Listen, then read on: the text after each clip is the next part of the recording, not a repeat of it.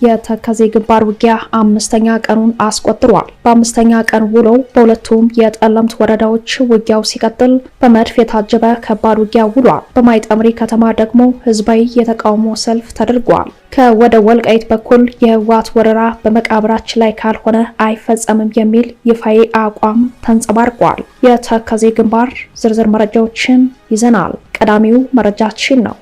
በሌላ መረጃ ከአላማጣ ወደ ቆቦ የሚወስደው አውራ መንገድ ተዘግቷል። በራያ ቆቦ ከተማ የሰዓት እላፊ ገደብ ተጥሏል። ውጊያው ከ2 ወደ 4 ግንባር በማደግ ላይ ነው። ከወደ ራያ እስከ አፋር ድረስ ያሉ ዝርዝር የግንባር መረጃዎችን አሰናድተናል። አብራችሁን ስትዘልቁ የምትሰሙት ይሆናል።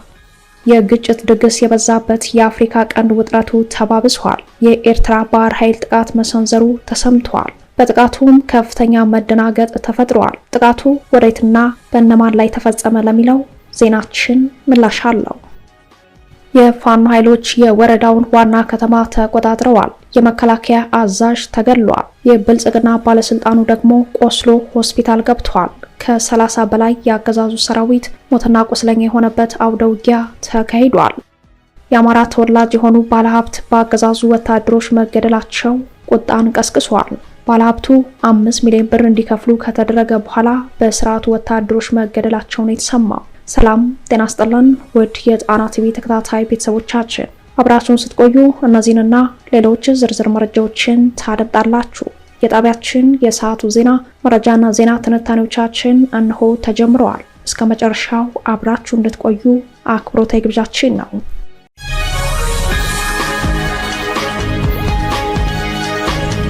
የተከዜ ግንባር ውጊያ አምስተኛ ቀኑን አስቆጥሯል። በአምስተኛ ቀን ውሎ በሁለቱም የጠለምት ወረዳዎች ውጊያው ሲቀጥል በማይጠምሪ ከተማ ህዝባዊ የተቃውሞ ሰልፍ ተደርጓል። ከወደ ወልቃይት በኩል ደግሞ የህወሓት ወረራ በመቃብራችን ላይ ካልሆነ አይፈጸምም የሚል ድምጽ ተሰምቷል። ጥር 18 ቀን ከሰዓት በኋላ በምስራቅ ጠለምት የጀመረው ውጊያ ዛሬ ጥር 22 ቀን አምስተኛ ቀኑን አስቆጥሯል። በ5 ቀናት ውጊያ ድሮንን ጨምሮ መድፍና ሌሎች ከባድ መሳሪያዎች ጥቅም ላይ ውለዋል። በህወሓት ታጣቂዎች በኩል አርሚ 11፣ አርሚ 35፣ አርሚ 24፣ አርሚ 60 እና ከፊል የውጊያ ድጋፍ የሚሰጥ ሜካናይዝድ ኃይል ለውጊያ ማሰለፉ ታውቋል። በአምስተኛ ቀን የውጊያ ውሎ በምስራቅ ጠለምት ወረዳ ደገብራይ ቀበሌ ውጊያ መካሄዱን የጠቆሙት የአካባቢው ምንጮች አዳሩን የቀጠለ እንደነበር ገልጸዋል። የህወሓት ታጣቂ በምስራቅ ጠለምት በኩል ድላምባ ቀበሌ ልዩ ስም ስራር፣ ምጭራ ቀበሌ ልዩ ስም 30 ጉላና ስልባጣ ጨርቆስ ቤተክርስቲያን እንዲሁም ደገብራይ ቀበሌ ልዩ ስም ዋዘቦ መሰላሰል ሚካኤል የተባሉ ቦታዎች ዋና ዋና የስምሪት ማዕከሉ እንዳደረገ ከአካባቢው ምንጮች ለጣና የደረሳት መረጃ ያሳያል። በትናንትናው ዕለት በዋልድባ በኩል ከእንሲያና ቡያ ወንዝ አካባቢ ጻዳ ቀርኒና ምዝክር የተባሉ ቀበሌዎች ለመቆጣጠር ውጊያ የከፈተው የህወሓት ታጣቂ ክፉኛ ተመቶ ደገብራይና ምጫራ ቀበሌዎች በመድፍ የታገዘ ውጊያ መክፈቱን ምንጮች ከስፍራው ጠቁመዋል። ዛሬ ጥር 22 ቀን ከረፋድ ጀምሮ በተከዜ ግንባር የድሮን ቅኝት ሲካሄድ ማርፈዱንም ሰምተናል። በዛሬው ዕለት ከማለዳ ጀምሮ በቀጠለው ውጊያ በአንደኛው ግንባር በጠለምት ደጃች ሜዳ የተባለችውን ከተማ ለመቆጣጠር ያለመ እንደሆነ የጠቆሙት ምንጮች ውጊያው እንደቀጠለ መሆኑን የዜና እስከተጠናቀረበት ሰዓት ድረስ የውጊያው ውጤት እንዳልታወቀ ገልጸዋል። በሌላ መረጃ የህወሓት ታጣቂ ቡድን በትግራይ የተለያዩ ከተሞች የሚገኙ ወጣቶችን በኃይል እያፈሰ ወደ ተከዜ ግንባር እየወሰደ በሚገኝበት በዚህ ሰዓት በሰሜን ጎንደር ዞን ጠለምት ማይጠምሪ ከተማ ህዝባዊ የተቃውሞ ሰልፍ ሲካሄድ መዋሉ ታውቋል። በተቃውሞ ሰልፉ ለዳግም ባርነት አንዳረግም፣ አማራዊ ማንነታችን ሊከበር ይገባል፣ የጠለምት አማራ የሁሉንም ኢትዮጵያዊ ትኩረት ይሻል የሚሉ ድምጾች ተሰምተዋል። በሺዎች የሚቆጠሩ የጠለምት አማራ ተወላጆች በወጡበት በዚህ ሰልፍ የህወሓት የጦር ወረራ የተወገዘ ሲሆን ውጊያው በዚህ ከቀጠለ ጦርነቱ ህዝባዊ የመሆን እድል እንዳለው አመላካች ነው ተብሏል። ይህ በእንዲህ እንዳለም በሌላኛው የተከዜ ግንባር በወልቃይት ጠገዴ ሰቲት ሁመራ ዞን ራስን የመከላከል ዘመቻው ተጠናክሮ እንደቀጠለ ነው። የዞኑ አስተዳደርና የማንነት ኮሚቴው አመራር የሆኑት አቶ አሸተ ደምለው ህወሓት ወልቃይትን የሚወረው በአማራ መቃብር ላይ ካልሆነ አይታሰብም ሲሉ ገልጸዋል። አመራሩ ራሳችን ለመከላከል ተዘጋጅተናል ሲሉ የህዝቡን ዝግጁነት አረጋግጠዋል። አመራሩ አክለውም ለዳግም ወረራ ታጣቂ ኃይሉን ተከዜን ለማሻገር የተጠና የፖለቲካ ስልት የማደናገሪያ ፕሮፓጋንዳዎችን በመልቀቅ ላይ ነው ሲሉ ተናግረዋል። የህወሓት ኃይል ፍላጎቱ ወልቃይት ጠገዴን መልሶ በመቆጣጠር ዛሬም እንደ ትናንቱ ከሰው በታች ሊያደርገን ሊያዋርደን ብቻ አይደለም፣ እንደ ህዝብ ጨርሶ ሊያጠፋን ነው ፍላጎቱ የሚሉት ዋና አስተዳዳሪው ይህ ደግሞ በወልቃይት ጠገዴ አማራ ህዝብ መቃብር ላይ እንጂ የማይታሰብ ጉዳይ ነው ሲሉ ለጸረ ወረራ ተጋድሎ ህዝብ መዘጋጀቱን ገልጸዋል።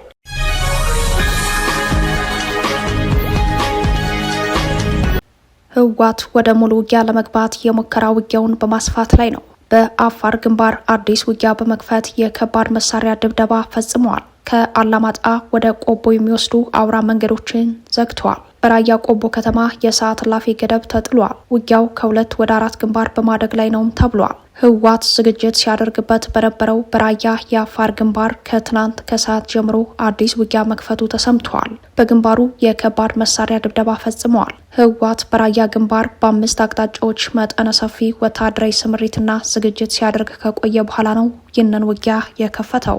የብልጽግናው አገዛዝ ራያ አላማጣ፣ ኮረምና ዋጃን የመሰሉ ወሳኝ ስትራቴጂክ ስፍራዎችን ያለ ውጊያ ለቆ ከወጣ በኋላ ነው ወደ አፋር በኩል ውጊያው የተከፈተው። በራያ መሆኒ በኩል ወደ አፋር መጋሌ ቶንሳ ቀበሌ የከባድ መሳሪያ ድብደባውን ሲፈጽም በአገዛዙ በኩል ይህ ነው የሚባል ምላሽ እንዳልተሰጠው ከአካባቢው የወጡ መረጃዎች ጠቁመዋል። የከባድ መሳሪያ ድብደባ የተፈጸመው የትግራይ ሰላም ኃይሎች በሚገኙበት ወታደራዊ ካምፕ አቅራቢያ እንደሆነም በመረጃው ላይ ተመላክተዋል። በተመሳሳይ በራያ ዋጅራት በኩል ውጊያ መከፈቱን ተሰምተዋል። ህወሓት ከራያ ቆላማ ስፍራዎች በመነሳት በአፋር ክልል በመጋሌ ወረዳ በ4 ቦታዎች ላይ ድብደባ ሲፈጽም በተለይም ቶንሳ በተባለ ቀበሌ በሚገኙ 3 ቦታዎች ላይ በፈጸመው የሞርተር ድብደባ ሰላማዊ ሰዎች ጭምር ተጎድተዋል። ከ2 ወራት በፊት በተመሳሳይ በዚሁ ቀጠና የህወሓት ታጣቂዎች የከባድ መሳሪያና የቡድን መሳሪያ ድብደባ መፈጸማቸውን ተከትሎ በአገዛዙ መከላከያ በኩል የድሮን ጥቃት መፈጸሙ ይታወሳል። በዚህኛው ውጊያ ይህ ዜና እስከተጠናቀረበት ሰዓት ድረስ ለህወሓት የከባድ መሳሪያ ድብደባ ከትግራይ ሰላም ኃይሎችም ሆነ ከብልጽግና መከላከያ እንዲሁም ከአፋር ክልላዊ መንግስት በኩል የተሰጠ ምላሽ የለም።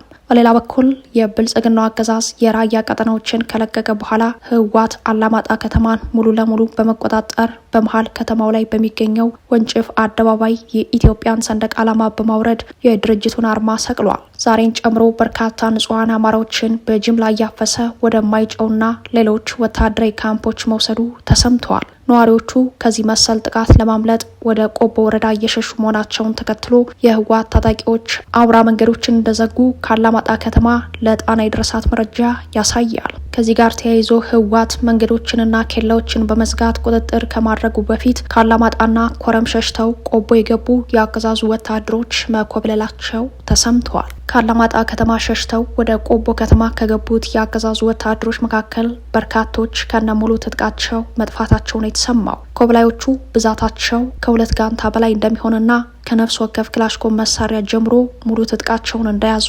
መኮብለላቸው በአገዛዙ ሰራዊት ላይ የመበተን ስጋቱ በተጨባጭ ጨምሯን የተባለው።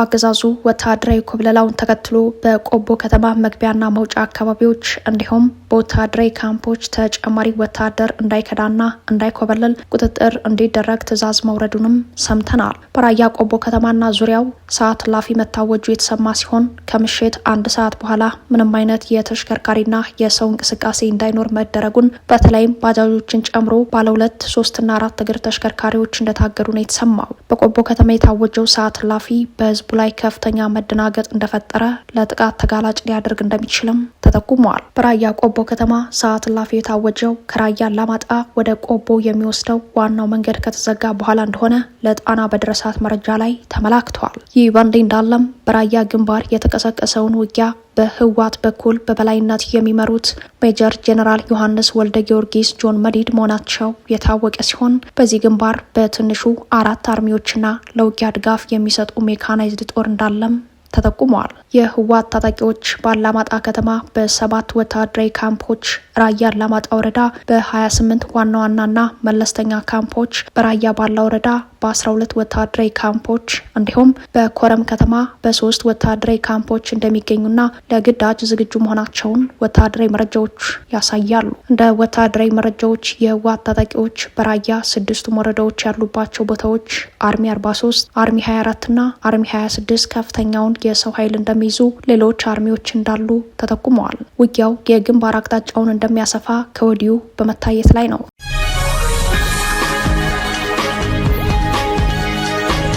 ፋኖ የወረዳውን ዋና ከተማ ተቆጣጥሯል። የመከላከያ አዛዥ ተገሏል። የብልጽግና ባለስልጣኑ ደግሞ ቆስሎ ሆስፒታል ገብቷል። ከ30 በላይ የአገዛዙ ሰራዊት ሞትና ቆስለኛ የሆነበት አውደ ውጊያ ተካሂዷል። ፋኖ በማዕከላዊ ጎንደር ምስራቅ በለሳ ወረዳ የወረዳውን ዋና ከተማ ተቆጣጥሯል። የአገዛዙ መከላከያ ሰራዊት በማዕከላዊ ጎንደር ምስራቅ በለሳ ወረዳ ጎኋላ ከተማ ለቆ ወጥተዋል። መከላከያ፣ የብልጽግና ባለስልጣናት፣ የሚሊሻና የፖሊስ ኃይሎች ከተማውን ለቀው በመውጣት ወደ ምዕራብ በለሳ አምርተዋል። በሌላ በኩል በምስራቅ አማራ ቀጠና ለዓለም ብርሃኑ የተባለ የላስታ ወረዳ ሊቀመንበርና ላሊበላ ከተማ ሰፍሮ የሚገኘው የአገዛዙ መከላከያ ሰራዊት ከፍተኛ አዛዦች ላይ በተፈጸመ የቦምብ ጥቃት በርካቶች ሞትና ቁስለኛ መሆናቸው ተሰምተዋል። በከተማዋ ሀብትዬ በተባለ መዝናኛ ክበብ ውስጥ በተፈጸመው በዚህ ጥቃት የወረዳው አስተዳዳሪን ጨምሮ ወታደራዊ አዛዦቹ ላይ ከፍተኛ ጉዳት ደርሷል። በጥቃቱ ለጊዜው ማዕረጉና የስራ ድርሻው በውል ያልታወቀ አንድ ከፍተኛ የብልጽግና መከላከያ ሰራዊት አዛዥ ወዲያውኑ ህይወቱ አልፈዋል። የላስታ ወረዳ ዋና አስተዳዳሪ አቶ ለዓለም ብርሃኑና ሌሎች ተጨማሪ 7 የመከላከያ አመራሮችና አባላት ደግሞ ክፉኛ ቆስለው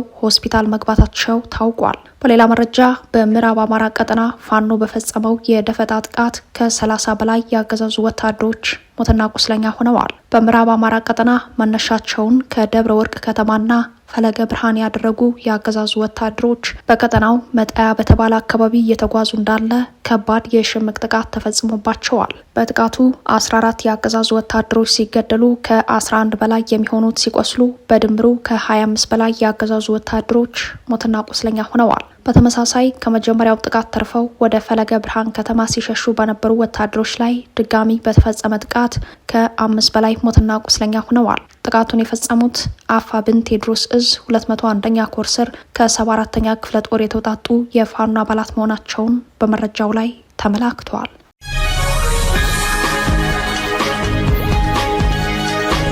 ህወሓት ጦርነቱን ወደ መላው አማራና አፋር ክልል ለማስፋት ዝግጅት በማድረግ የደበቀውን መሳሪያ ማንቀሳቀሱን ስምረት ፓርቲ በመግለጫው አመላክተዋል። ጀነራሉ በበኩላቸው ድምጻቸውን አሰምተዋል። መገንጠልን ግቡ ያደረገው ህወሓት ወደ ግልጽ ጦርነት በመግባት ሂደት ላይ ነው የሚሉት ትንታኔዎች በቀጠሉበት በዚህ ወቅት የህወሓት ውጊያ አማራና አፋርን ኢላማ ያደረገ ስለመሆኑ በቀድሞ ጓዶቹ ጭምር ተመላክተዋል። ህወሓት ዋናውን ጦር ሜዳ አማራ ላይ ለማድረግ የቀበራቸውን ከባድ መሳሪያዎች በማውጣት ወደ አፋርና አማራ ክልሎች ማስጠጋቱን በአቶ ጌታቸው ረዳ የሚመራው ስምረት ፓርቲ በጉዳዩ ላይ ባወጣው መግለጫ አመላክተዋል። ፓርቲው ትናንት ምሽቱን ባወጣው መግለጫ ህወሓት ጦርነቱን ወደ አማራና አፋር ለማስፋት ማቀዱን አስታውቋል። የህወሓትን የጦርነት እቅድና የቀጠለውን ውጊያ ወገዘው ፓርቲው የትግራይ ወጣቶች ኋላ ቀር ሲል ከገለጸው የህወሓት ጦርነት ራሳቸውን እንዲያርቁ መክሯል። ፓርቲው በደብረ ጽዮን የሚመራውን ኃይል ኋላ ቀር ቡድን በሚል አገላለጽ በመኮነን በአሁኑ ሰዓት ተፈናቃዮች በኃይል ወደ ቀያቸው እንመልሳለን፣ የትግራይንም ግዛታዊ አንድነት አስመልሰን እናስጠብቃለን በሚል እያደረገ ያለው ወታደራዊ ዘመቻ የማይቻልና የኋላ ቀሩ ቡድን አስተሳሰብ ብቻ ነው ብሎታል። ቀጠል አድርጎም ህወሓት በአማራና የአፋር ሰፊ አካባቢዎችን ባካተተ መልኩ መጠነ ሰፊ ጥቃትን ለማካሄድ ያለመ መሆኑን በማመልከት አስጠንቅቋል። ኋላ ቀሩ ቡድን ለትግራይ ግዛታዊ አንድነት ትርጉም የሌለው የአማራና የአፋር አካባቢን ያካለለ ሰፊ ጥቃት ለማካሄድ ቅድመ ዝግጅት አጠናቋል ብለዋል። የትግራይ ክልላዊ ጊዜ አስተዳደር ፕሬዝዳንት ጀነራል ታደሰ ወረደ በበኩላቸው የተፈጠረው ውጥረት እንዲረግብና ወደ ሰላም እንዲያመራ ጊዜያዊ አስተዳደሩ የሚቻለውን ሁሉ ያደርጋል ሲሉ ተደምጠዋል። ፕሬዝዳንቱ ይህንን ያሉት የክልሉ ኢንቨስትመንት ኮሚሽን ባዘጋጀው አንድ መድረክ ላይ ተገኝተው ባሰሙት ንግግር ነው። ስምረት ፓርቲ በመግለጫው ላይ ይህንን ቢልም ሌሎች የትግራይ ተቃዋሚ ፓርቲዎች በበኩላቸው ዓለም አቀፍ ማህበረሰብ ጣልቃ እንዲገባ ጠይቀዋል። ሳልሳይ ወያኔ የተሰኘው ፓርቲ በትግራይ ክልል ዳግም ጦርነት እንዳይቀሰቀስ ዓለም አቀፍ ማህበረሰብ ጣልቃ እንዲገባ ጠይቋል። የአፍሪካ ህብረት በበኩሉ በወቅታዊ ሁኔታው ላይ ጥልቅ ስጋት እንዳለው ገልጿል። የስምረት ፓርቲው ሊቀመንበር ጌታቸው ረዳ መቀመጫቸውን አዲስ አበባ ላደረጉ አምባሳደሮችና ዲፕሎማቶች በወቅታዊ ጉዳይ ላይ ማብራሪያ እንደሚሰጥ የተሰማ ሲሆን ድሮንን ጨምሮ ከባድ መሳሪያዎች ጥቅም ላይ እየዋሉ ባለበት 5ኛ ቀኑን ባስቆጠረው ውጊያ ዙሪያ ይህ ዜና እስከተጠናቀረበት እኩለ ቀን ድረስ የብልጽግናው አገዛዝ ያለው ነገር የለም።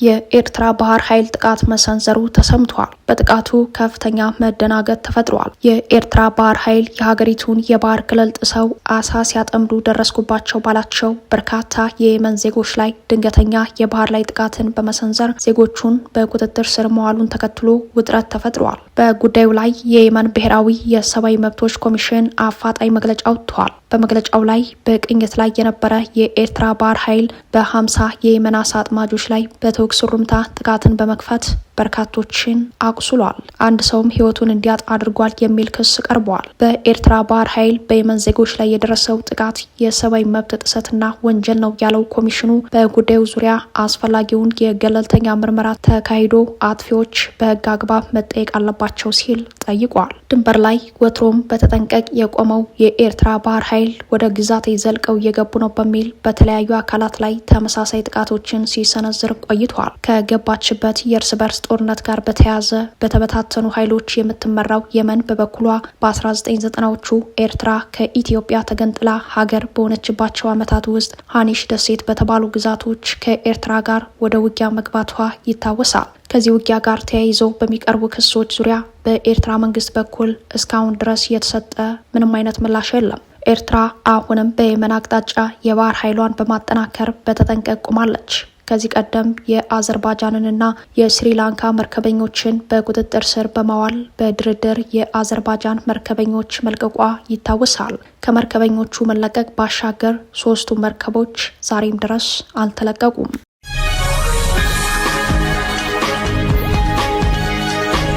የአማራ ተወላጅ የሆኑ ባለሀብት በአገዛዙ ወታደሮች መገደላቸው ቁጣን ቀስቅሷል።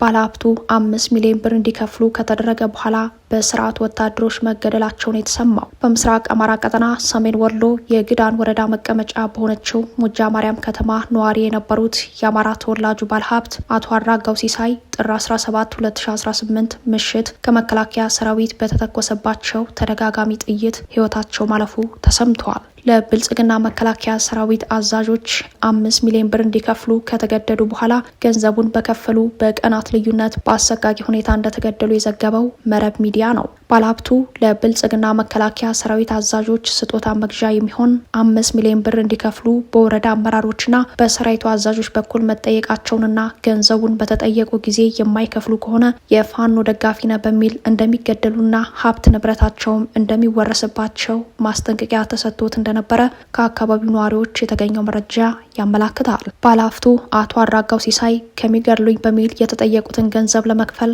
ከዚህ ቀደም ገዝተውት የነበረውን የጭነት ተሽከርካሪ በመሸጥ ገንዘቡን ለጠየቋቸው ወታደራዊ አዛዦችና የወረዳ አመራሮች በታዘዙበት ቀን ማስረከባቸውን፣ ሆኖም ግን በቀናት ልዩነት እንደተገደሉ ነው የተሰማው። ግድያው የተፈጸመው ጥር 17 ቀን ምሽት ላይ ባለሀብቱ ወደ መኖሪያ ቤታቸው ሲገቡ ጠብቀው በተደጋጋሚ ጥይት በመተኮስ እንደገደሏቸው፣ ይህንን ተከትሎም የግዳን ወረዳ መቀመጫ በሆነችው ሙጃ ማህበረሰቡ ከፍተኛ ቁጣ እንዳሰማ ነው የታወቀው። ገንዘቡን ከመጠየቅ ጀምሮ እስከ መቀበልና እስከ መግደል ድረስ በዋናነት በድርጊቱ ከተሳተፉት መካከል በሙጃ ማርያም ከተማ የሚገኘው የመከላከያ ሰራዊት አዛዦችን ጨምሮ የወረዳው አመራሮች እጃቸው እንዳለበት ተጠቁመዋል። በባለ ሀብቱ አቶ አራጋው ላይ ግድያው ከመፈጸሙ ጥቂት ቀናት ቀደም ብሎ የወረዳው ዋና አስተዳዳሪ አቶ አማኑኤል አያሌው ብልጽግናን እንደግፍ በሚል በወረዳው የመንግስት ሰራተኞችን ሰብስበው ባነጋገሩት መድረክ ላይ እርምጃ እንወስዳለን በማለት መናገራቸውን የጠቀሱት ምንጮች አመራሩ ይህንን ንግግር በተናገሩ ሳምንት ባልሞላው ጊዜ ውስጥ ነው ባለሀብቱ መገደላቸው መነጋገሪያ ሆኗል። በአገዛዙ ወታደሮች በግፍ የተገደሉት ባለሀብቱ አቶ አራጋው ሲሳይ በ50ዎቹ ዕድሜ መጀመሪያ የሚገኙ ጎልማሳ ሲሆኑ ባለትዳርና የ3 ልጆች አባት እንደሆኑም በመረጃው ላይ ተመላክተዋል። አቶ አራጋው ደግና ሩህሩህ እንዲሁም ሰው አክባሪ ነበሩ ያሉት የአካባቢው ነዋሪዎች የባለሀብቱ ግድያ በማህበረሰብ ዘንድ ቁጣን እንደቀሰቀሰ ካድሬዎች አሁንም እርምጃ እንወስዳለን የሚለውን ማስፈራሪያ እንደቀጠሉ መሆናቸው ተሰምተዋል።